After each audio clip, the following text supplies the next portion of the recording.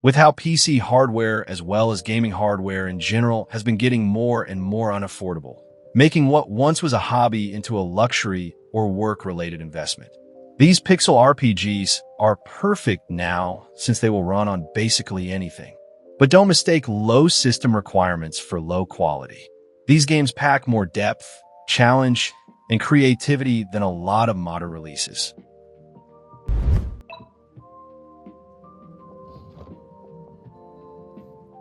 Crystal Project is a love letter to Final Fantasy V and the job system JRPGs of the SNES era, but with a massive open world and platforming exploration that makes it feel completely unique. You're dropped into a colorful world with almost no guidance, and the game trusts you to figure things out. Want to tackle the hardest dungeon first? Go ahead. Want to avoid combat and just explore? You could do that too. The job system is incredibly deep, with 20-plus classes to unlock and master. You can mix and match abilities to create absurd combinations. A tanky mage, a healing thief, a support character who controls the battlefield. The combat is turn-based and challenging, with bosses that require actual strategy instead of just level grinding. The difficulty is no joke, and optional super bosses will destroy you unless you understand the systems deeply. Exploration is the real star. The world is packed with platforming challenges that require precise jumping and creative use of abilities. Finding a new crystal unlocks a new job, and hunting them down is addictive. The world is huge, colorful, and filled with secrets that reward curiosity and persistence. The downside is that it's extremely hands-off. There's barely any story. NPCs give minimal guidance. And if you don't like figuring things out yourself, you'll be frustrated. The graphics are simple even by pixel standards, and the music, while catchy, can get repetitive. But if you want a pixel RPG with deep systems, challenging combat, and exploration that respects your intelligence, Crystal Project is phenomenal.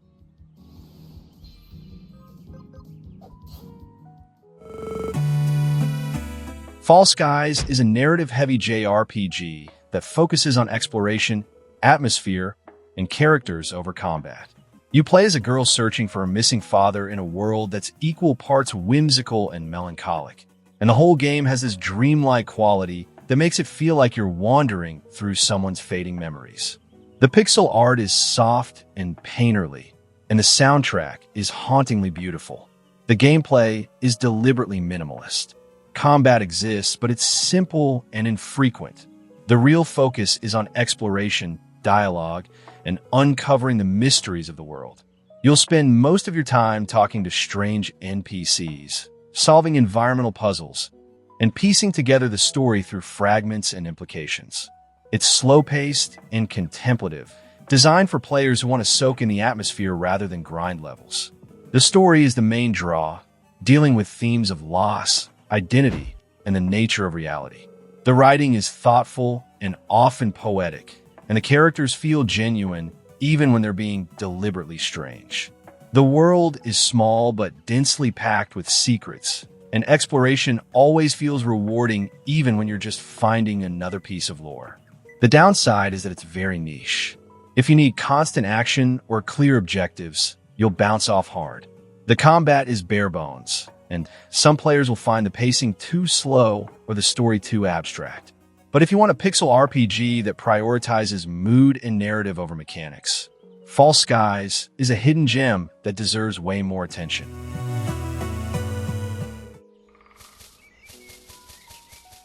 Black Souls is what happens when someone takes Dark Souls, Alice in Wonderland, and a disturbing amount of cosmic horror, then throws them into an RPG maker blender. You're wandering through a twisted fairy tale world where nothing is what it seems, and the cute storybook aesthetic is hiding some of the darkest, most unsettling content you'll find in any RPG. The combat system borrows heavily from Dark Souls, stamina management, dodge rolling, tough bosses that will punish every mistake. But it's all presented in a top-down pixel format that somehow makes the horror hit even harder because your imagination fills in the gaps. The best part is how it handles difficulty and exploration. Enemies respawn when you rest, but the world is interconnected with shortcuts that loop back on themselves, rewarding you for pushing forward into dangerous areas. Boss fights are brutal pattern recognition tests, and some of them will absolutely wreck you until you figure out the trick. The story goes to some genuinely disturbing places, mixing philosophical questions about identity with imagery that's not for the faint of heart. Here's the obvious catch. It's RPG Maker, so expect janky menus, occasional bugs, and a learning curve that assumes you already know what you're doing. The English translation can be rough in spots, and some puzzles are obtuse to the point of needing a guide. But if you want a pixel RPG that's willing to go to places most games won't even look at, Black Souls is unforgettable. Just know what you're getting into. This isn't cozy retro gaming.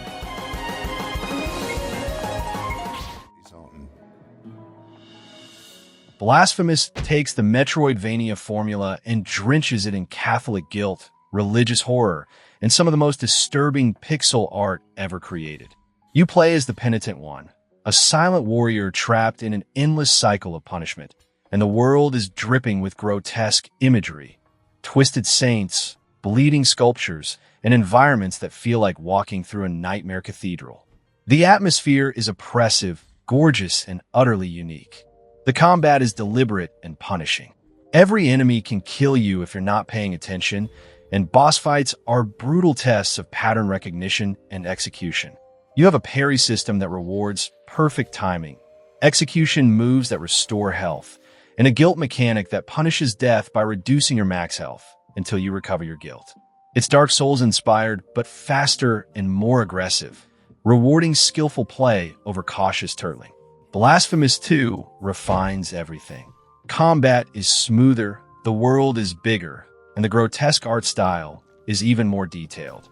You get multiple weapons this time, each changing your playstyle completely, and the level design is tighter with better checkpoints and quality of life improvements. Both games are phenomenal, but the sequel is the more polished experience. But to be fair, the first game has some backtracking issues and a few obtuse puzzles that require guides to solve.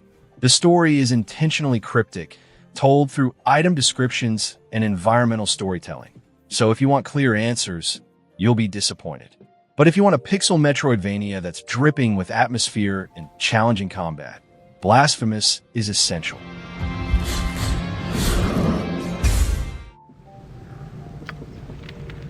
Before Baldur's Gate 3 became the CRPG standard, the original games defined the genre. These are the Infinity Engine classics that proved D&D could work in a video game, and they still hold up if you can get past the old-school presentation. You start as a nobody fleeing assassination attempts, and by the end of BG2, you're dealing with gods, planar travel, and decisions that shape the Forgotten Realms. The combat is real-time with pause, meaning you're constantly freezing the action to issue commands, position your party, and coordinate spells. It's tactical, challenging, and deeply satisfying once you learn the systems. The spell system is pure AD&D. Mages are glass cannons who can reshape reality. Clerics are support powerhouses, and fighters just hit things really hard. Party composition matters, and building a balanced team is half the fun. The writing and world building are legendary. NPCs have personalities, agendas, and conflicts with each other. Romances actually feel earned instead of forced. Side quests are creative and often morally gray.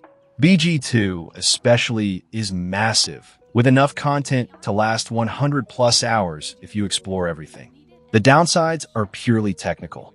The enhanced editions fix a lot of bugs and add quality of life features, but the core UI is still from 1998. Pathfinding is janky. Combat can be confusing for newcomers, and the difficulty spikes are brutal if you don't understand the systems. But if you want to see where modern CRPGs came from, and you want a pixel RPG with unmatched depth, Baldur's Gate 1 and 2 are required playing.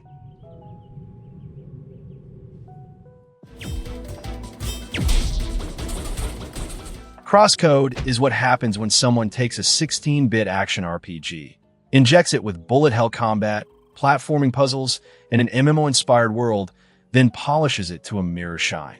You play as Leah, a player stuck in a fictional MMO called Crossworlds, trying to recover her memories while dealing with the fact that she can barely speak. The story starts light and playful, but gradually builds into something surprisingly emotional and complex, with twists that genuinely land. The combat is fast, tight, and incredibly satisfying. You're dodging enemy attacks in real time, throwing your spinning chakram at targets, and bouncing shots off walls to hit weak points. Boss fights are elaborate puzzles where you have to learn patterns, exploit mechanics, and execute perfectly to win. The difficulty can spike hard, but the game gives you tons of options to customize your build and playstyle, so you can always find a way forward. Exploration and puzzle solving are just as important as combat. Dungeons are filled with environmental puzzles that require precise timing, creative use of your abilities, and sometimes just sitting back to figure out the logic. The world is huge, colorful, and packed with secrets, side quests, and NPCs that actually feel like part of a living game world. The main flaw is pacing. The game is long, easily 30+ hours for a first playthrough, and some dungeons drag on longer than they should. The story can feel slow in the middle, and if you're not into puzzles, some sections will test your patience. But if you want a pixel RPG that combines action, exploration, and story into one incredibly polished package, Crosscode is essential.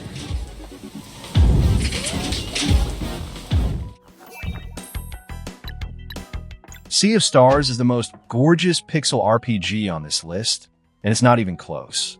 Every frame looks like a painting, with lighting effects and animations that push the 2D art style to its absolute limit. But it's not just pretty.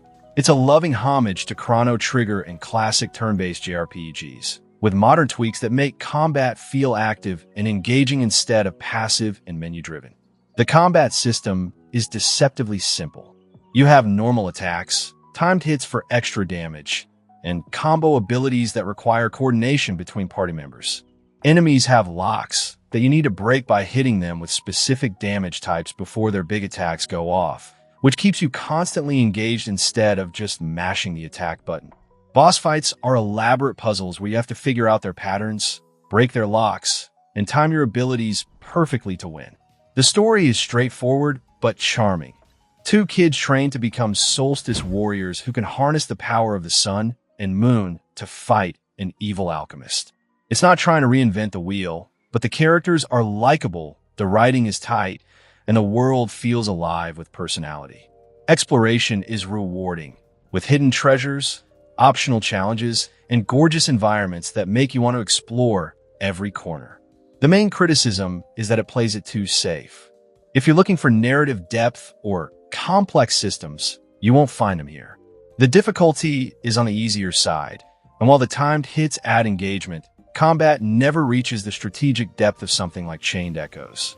But if you want a beautiful, relaxing pixel JRPG that nails the fundamentals, Sea of Stars is a masterclass.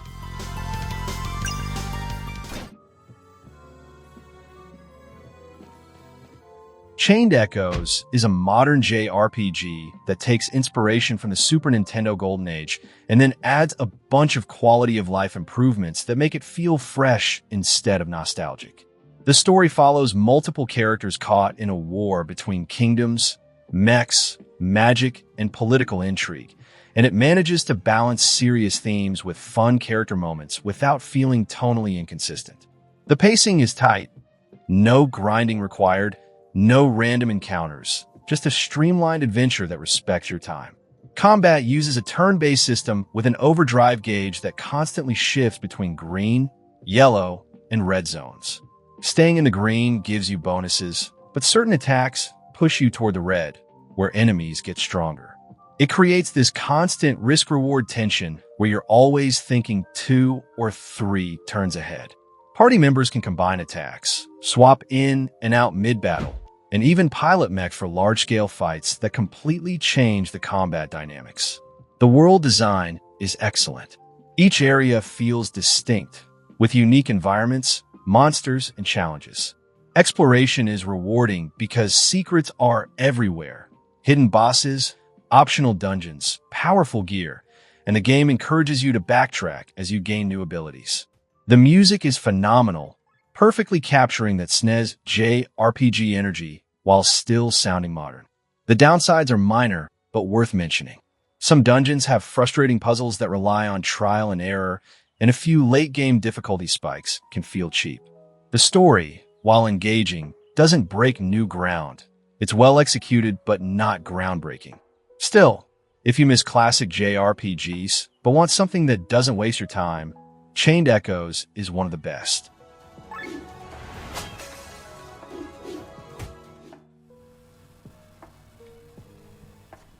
Horizon's Gate is a tactical RPG mixed with open-world sailing exploration, and it's shockingly deep for how simple it looks. You're a captain with a ship, a crew, and an entire archipelago to explore, trade, fight, and uncover secrets in. The game gives you complete freedom. Become a merchant, a pirate, a monster hunter, or just sail around discovering islands and hidden dungeons. The combat is grid-based and tactical, with a class system that lets you mix and match abilities to create unique builds. Every character in your crew can be customized, and battles reward smart positioning, terrain usage, and ability synergies. The difficulty scales well, with optional challenges that will test even veteran tactics fans. What makes this special is how everything connects. Trading routes affect economies. Faction reputation changes available quests, and the monsters you hunt drop materials for crafting better gear. The exploration is rewarding because every island has something. Maybe a hidden boss, maybe a new crew member, maybe just a beautiful view. The ship combat is simple but fun, and upgrading your vessel feels meaningful. The flaws are mainly in presentation. The graphics are extremely basic, the UI is functional but not pretty, and the story is minimal. Some systems are poorly explained, and you'll spend the first few hours figuring out how everything works. But if you want a pixel RPG with incredible freedom and deep tactical combat, Horizon's Gate is one of the best indie RPGs nobody talks about.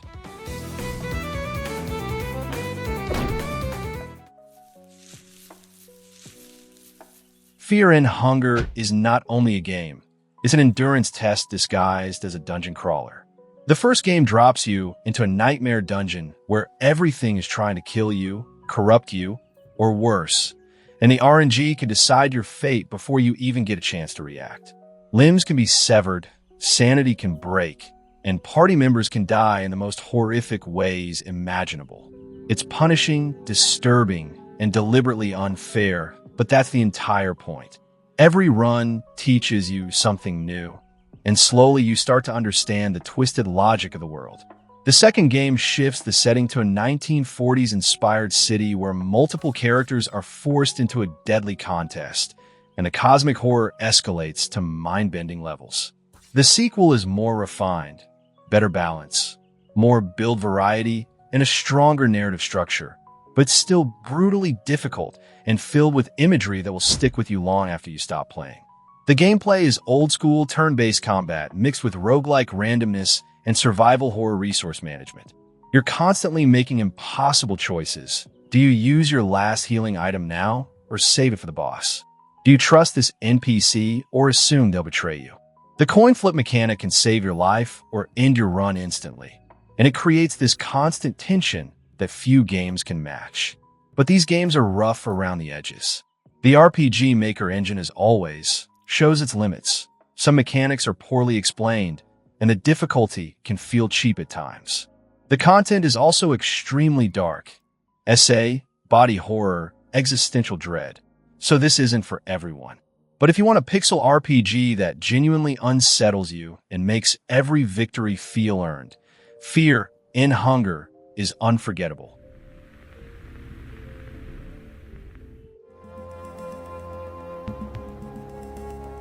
Scald is a love letter to the old-school CRPGs from the late 80s and early 90s, and it nails that vibe so perfectly it feels like it time traveled from 1989. You're thrown into a grim fantasy world where cosmic horror seeps into every corner, and the writing is dense, atmospheric, and unapologetically brutal. The game uses a first-person dungeon-crawling perspective mixed with top-down exploration, and every encounter feels dangerous because resources are scarce and death is permanent if you're not careful. Combat is turn-based and tactical, forcing you to think about positioning, party composition, and whether you can actually afford to waste that last healing potion.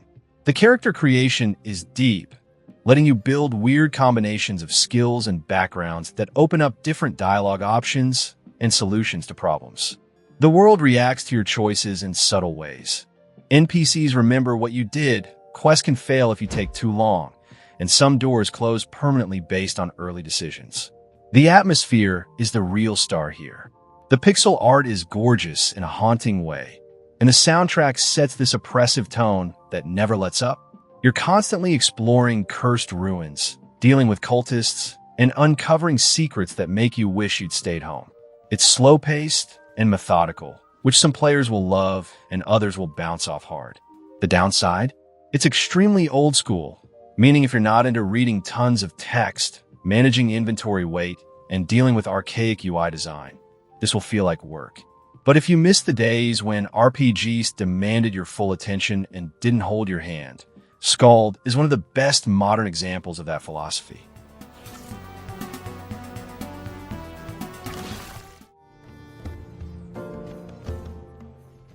Drova takes the exploration-heavy design of Gothic and translates it into a 2D pixel RPG where every inch of the world feels handcrafted and meaningful. You're part of a nomadic tribe trying to survive in a harsh, unforgiving land, and the game immediately makes it clear that you're not special. You're just another person trying to make it through the day. The world is filled with factions that don't care about you, and your survival depends on learning the rules fast and picking your battles carefully. The gameplay loop is all about exploration and gradual progression. You'll wander into areas way above your level, get destroyed, and have to come back later with better gear and more knowledge. Combat is real-time and deliberate, requiring you to manage stamina, read enemy patterns, and know when to retreat. There's no hand-holding. Quests don't mark themselves on your map. NPCs give vague directions, and you have to actually pay attention to conversations to figure out where to go next. What makes this special is how lived in the world feels. Every NPC has a routine, factions have conflicting interests, and your choices ripple out in ways that close off entire quest lines if you're not careful. The writing is grounded and mature, avoiding the usual fantasy tropes in favor of a more realistic depiction of survival and tribal politics. The flaws are mainly in polish. Some UI elements are clunky, combat can feel stiff until you get used to the timing, and the difficulty spikes hard if you wander into the wrong area too early. But if you love Gothic or want a pixel RPG that treats you like an adult, Drova is one of the most underrated games on this list.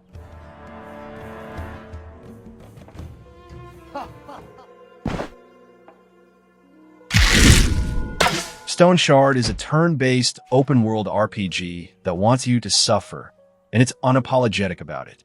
You're a mercenary trying to survive in a low-fantasy world where a broken leg can end your career and infections can kill you slowly if you don't treat them properly. The game uses a detailed injury system where every body part can be damaged individually.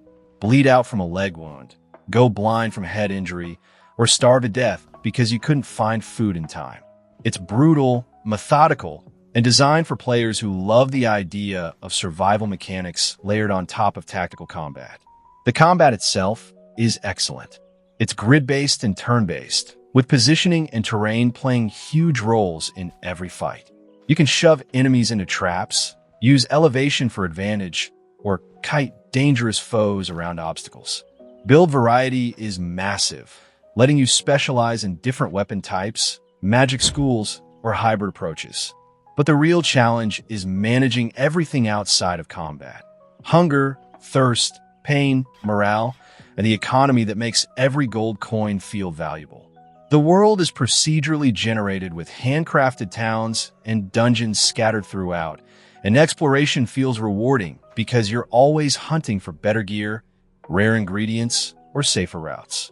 The atmosphere is oppressive and gray, perfectly matching the tone of a world that doesn't care if you live or die. The downside is that it's still in early access, so content runs out eventually, and some systems feel incomplete. The difficulty can be frustrating when RNG decides to ruin a perfect run, and the grind can feel excessive if you're not into the survival sim aspects. But if you want a pixel RPG that makes you respect every decision, Stone Shard is one of the most ambitious projects out there.